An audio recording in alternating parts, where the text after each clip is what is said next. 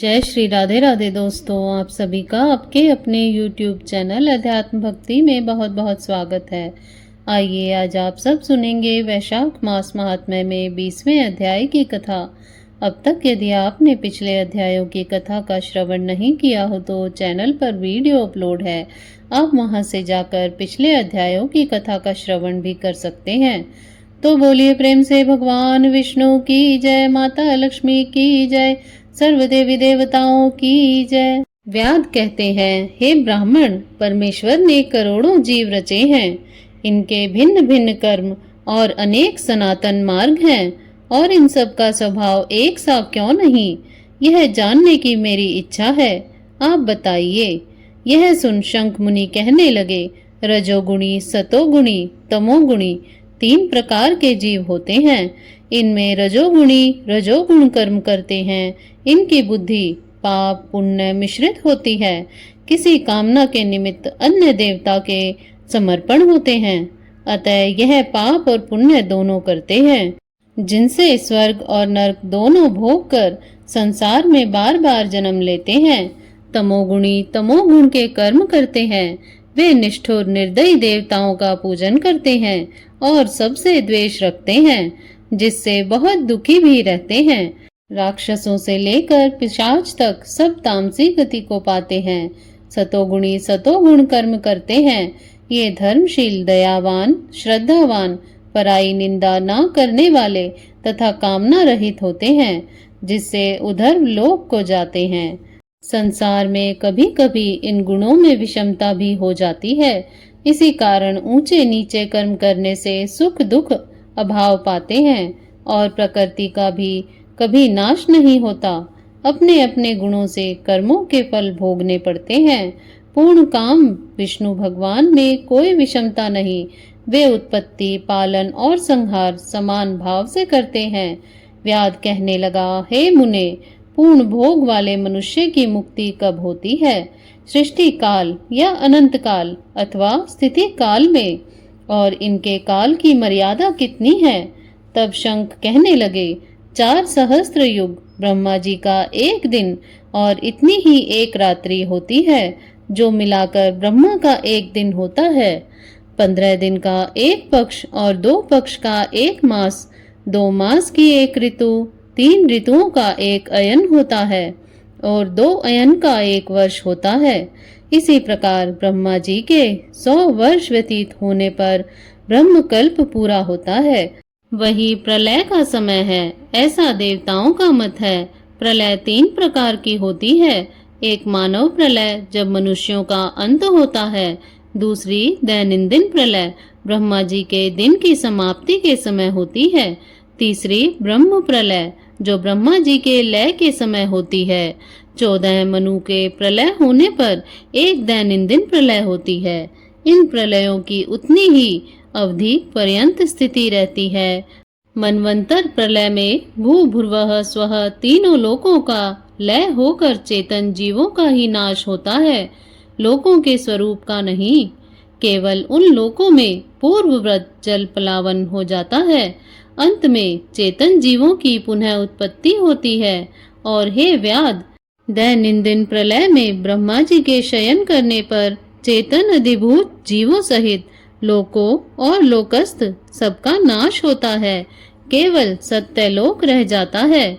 कोई कोई तत्वाभिमानी देवता और मुनि ही तथा सत्यलोक में शयन करने वाले ही बचे रहते हैं। वे सब कल्पांत तक सोते रहते हैं। फिर रात्रि के समाप्त होने पर पूर्व सृष्टि के अनुसार ब्रह्मा जी सृष्टि की पुनः रचना करते हैं।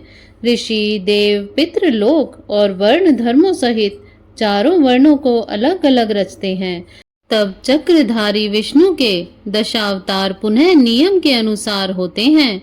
जो देवता ऋषि ब्रह्मा जी के संग मुक्ति पाने वाले हैं, वह ब्रह्मलोक में ही रहते हैं। और जो राजा, साधु और सिद्धि को प्राप्त करते हुए ब्रह्मलोकवासी हैं, वे सब सतलोक में स्थिर रहते हैं, यहाँ नहीं आते हैं।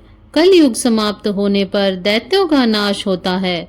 फिर वे अपने कर्मानुसार वैसे ही कर्म करने वाले होते हैं और अपने निर्णय स्थान में अपने अपने गोत्रों में जन्म लेते हैं। अब तेरे सामने सृष्टि काल और मुक्ति काल वर्णन करूंगा, सो सावधान होकर सुन। देवादिदेव भगवान का एक निमेष ब्रह्मा जी के कल्प के बराबर होता है। तदंतर भगवान का उतना ही उन्मेष अर्थात पलक का खुलना होता है। निमेष के अंत में उन्हें अपने कुक्षिस्थ लोगों के सृजन की इच्छा होती है। जब ब्रह्मा से लेकर मनुष्य तक विष्णु के कुक्षिगत होकर भी ध्यान अवस्थित रहते हैं। उन्मेष के प्रथम भाग में चतुर्व्यूहात्मक विभु शार्गुण्य होकर व्यूह में स्थित वासुदेव से ब्रह्मा को सायुज्य मुक्ति देकर महाविभु तत्पश्चात महात्माओं को तत्वज्ञान रूपी सारुष्य मुक्ति देते हैं। किसी को समीप मुक्ति देते हैं तथा अन्य मनुष्यों को सालोक्य मुक्ति देकर अनिरुद्धारू से संपूर्ण स्थिति लोक का अवलोकन करते हैं। प्रद्युम्न से सृष्टि के रचने का विचार करके माया, जया, कृति और शांति आदि शक्ति से युक्त महाविष्णु भगवान भिन्न कर्म और आशय वाले लोक की रचना करते हुए स्वयं पूर्व काल नेत्र खोलने के अंत में फिर विष्णु भगवान योग माया का आश्रय लेते हैं। व्यूहस्थ संकर्षण से चराचर नाश करते हैं। यह सब उस महात्मा का अवर्णीय काम है। यह कार्य ब्रह्मादिक और योगियों द्वारा भी अकथनीय है। यह सुन व्याध ने पूछा, हे महाराज, भागवत धर्म कौन से हैं? किन धर्मों से विष्णु भगवान प्रसन्न होते हैं? व्याध के ऐसा कहने पर शंख मुनि बोले, जिनका चित्त सदा विष्णु भगवान के चरणों में व हरि स्मरण में रहता है, जो लोग ममताहीन रहते हैं, सदाचारी, परोपकार करते हैं, जिनको शास्त्र, गुरु, साधु और शुभ कर्म में विश्वास है और जो सदा विष्णु भक्त हैं, वही भागवत धर्म है। सब देशों में घूमना, सब कर्मों को करना और धर्मों को सुनना, परंतु चित्त को विषयों में रखने वाले कुछ भी नहीं कर सकते। कामना रहित होकर श्रद्धा पूर्वक जो विष्णु संबंधी धर्म किए जाते हैं, वही भागवत धर्म है। इस लोक में और परलोक में सुख देने वाले क्षीर सागर में लक्ष्मी जी को भगवान ने वैशाखोक्त धर्म बतलाए हैं। जो विष्णु भगवान को प्रसन्न करते हैं, धन पाकर बावड़ी, कुआं, सरोवर बनवाना, मार्ग में छाया करना, प्याऊ लगवाना, सुपात्रों को दान करना, छतरी, जूता, खड़ाऊ, सुगंधित द्रव्य, कपूर, पुष्प, तांबुल, गौरस, शहद, चटाई, कंबल, पलंग, वस्त्र, अन्न का दान और गौदान, रास्ते के थके हुए ब्राह्मणों आदि के चरण धोना, पंखा से हवा करना, उपटना करना, शरबत पिलाना, नमक मिली छाछ, ईख, ककड़ी तथा रसायन का दान संपूर्ण पापों को नाश करने वाले हैं। पितृश्वरों के तर्पण करें, तेल उपटन छोड़ दें, कांसे के पात्र में भोजन न करें, निषिद्ध भोजन और व्यर्थ विवाद न करें, लौकी, गाजर, तोरई, चौलाई, बैंगन, मसूर की दाल, मूली, गुलर, बेलफल, लिसोड़ा का सेवन वैशाख में भूल करके भी ना करें, नहीं तो चांडाल की योनि में जन्म लेकर 100 जन्मों तक पशु बनेगा। मधुसूदन भगवान की प्रसन्नता के लिए प्रातःकाल स्नान कर विष्णु भगवान की प्रतिमा बनवा, वस्त्र आभूषणों से सुसज्जित कर नित्य कर्म करके पूजन करें और वैशाख महात्म्य की कथा मन लगाकर सुने तथा ब्राह्मण को भोजन करा दक्षिणा सहित प्रतिमा ब्राह्मण को अर्पण करें। वैशाख की द्वादशी को दही और अन्नदान, जल का घड़ा, तांबुल, फल और दक्षिणा योग्य ब्राह्मण को दें।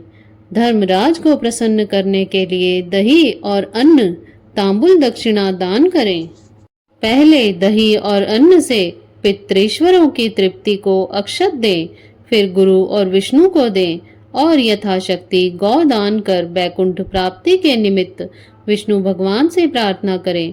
ऐसा करने से सब पापों से छूट अपने 100 कुलों का उद्धार कर सूर्य मंडल को वेद विष्णु के परमाधाम को जाता है।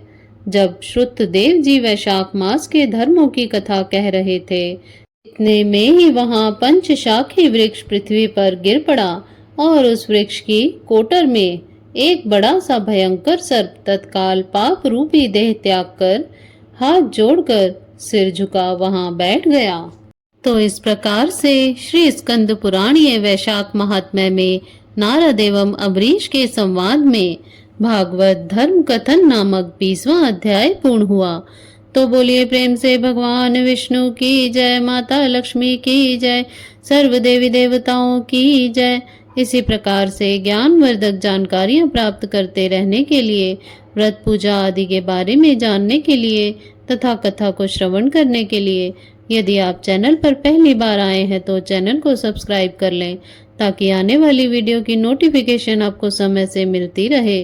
वीडियो को लाइक करें, शेयर करें। सुखी रहें, स्वस्थ रहें। जय श्री राधे राधे। धन्यवाद।